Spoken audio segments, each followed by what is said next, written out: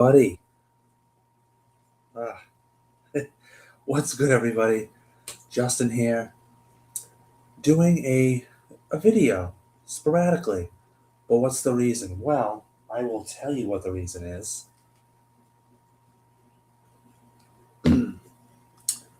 Once I fix this, I was totally not prepared.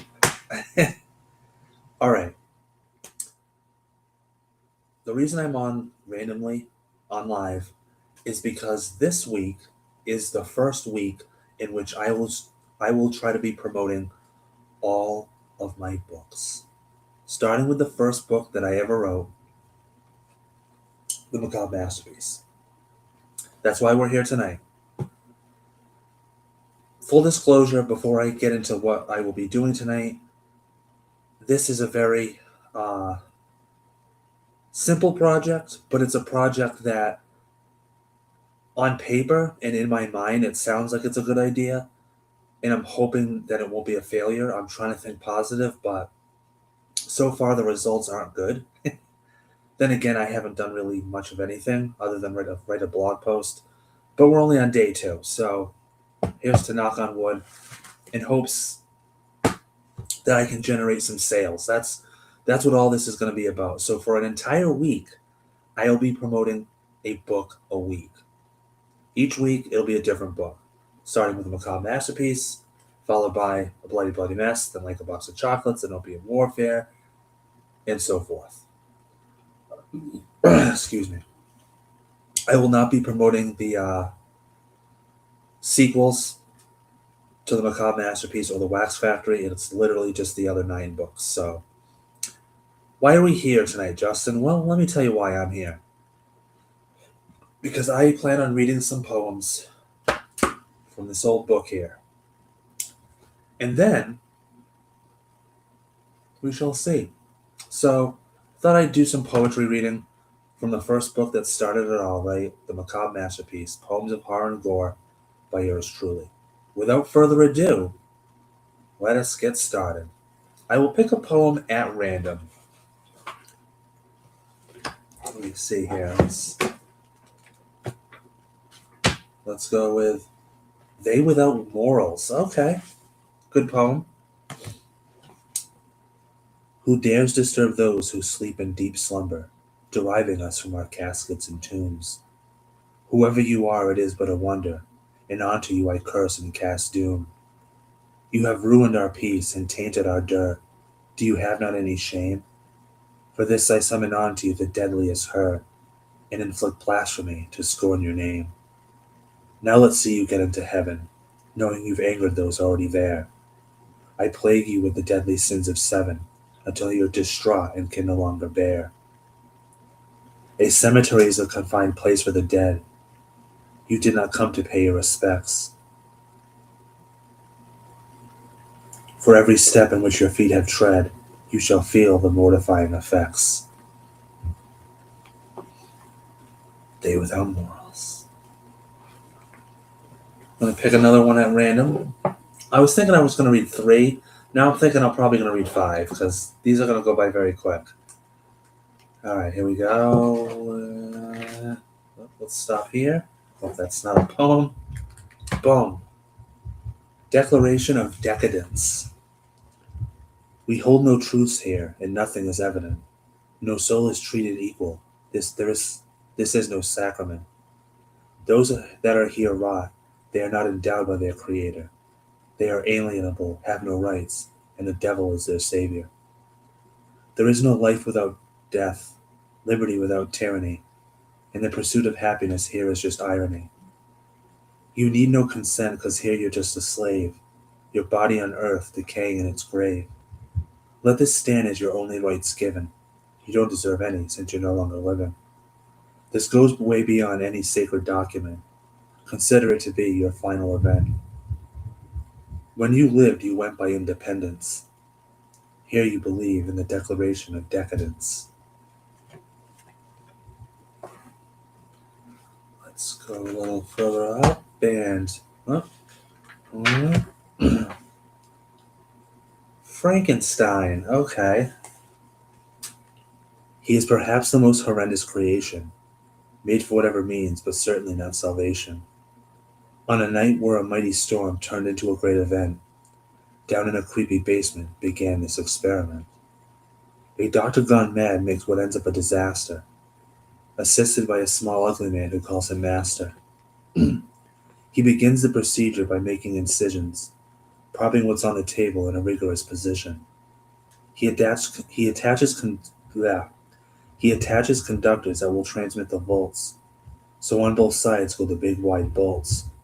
Suddenly lightning strikes and the creature thrives. The doctor laughs evilly and screams, "It's alive!" The experiment of success, he proclaims it to be divine, for he has created a being, the monster of Frankenstein.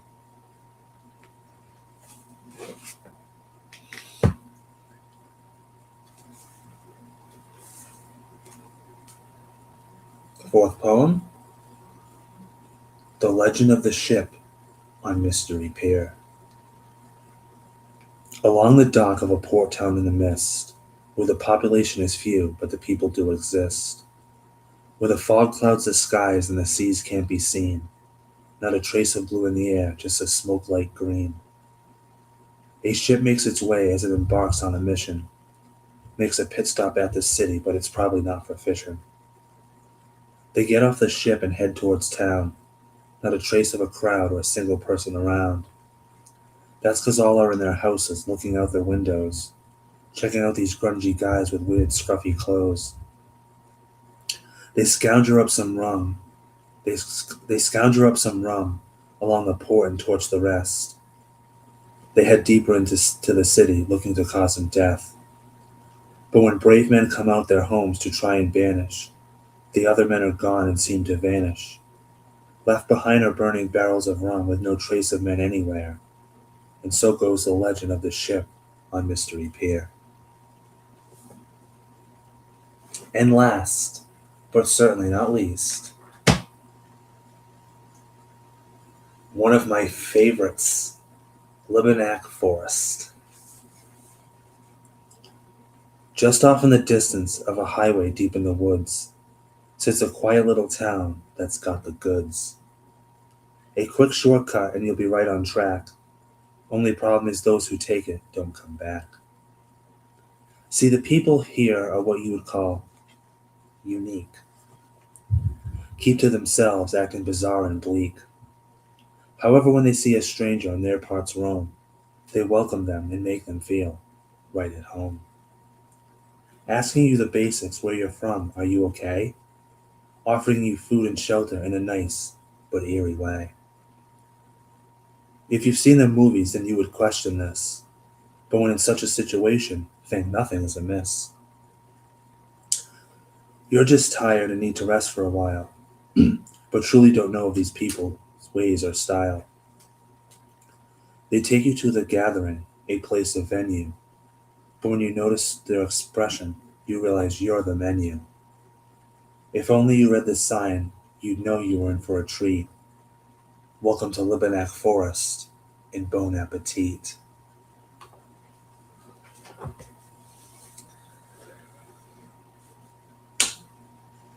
Some of my, well, all of these are my favorite poems, but I very much enjoyed writing Libanak Forest.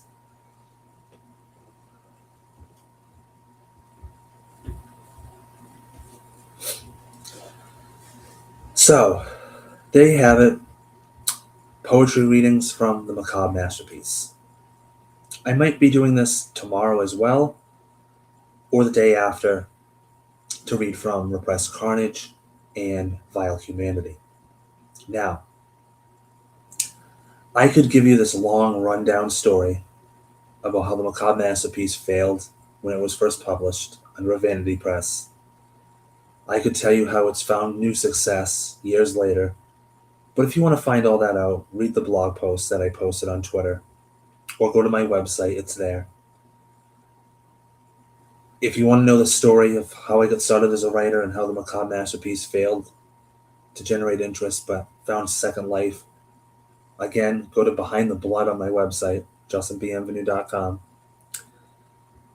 And finally, last but certainly not least, if for some reason, and I know there's many of you, who haven't taken a chance on my writing or have heard about me talking about the macabre masterpiece, or just want to, just for yourself, you want to see the book that started it all, the book that started it all for me, go get yourself a copy of the macabre masterpiece. And if you like it, you can get the second one. And if you like that one, you can get the third one. And if you like that one, you're shit out of luck, because that's all there is. For now, that is. I do hope you enjoyed the poetry readings from Macabre Masterpiece. I will be back again tomorrow for another video on the book, but for a different reason. Until then, have a good night.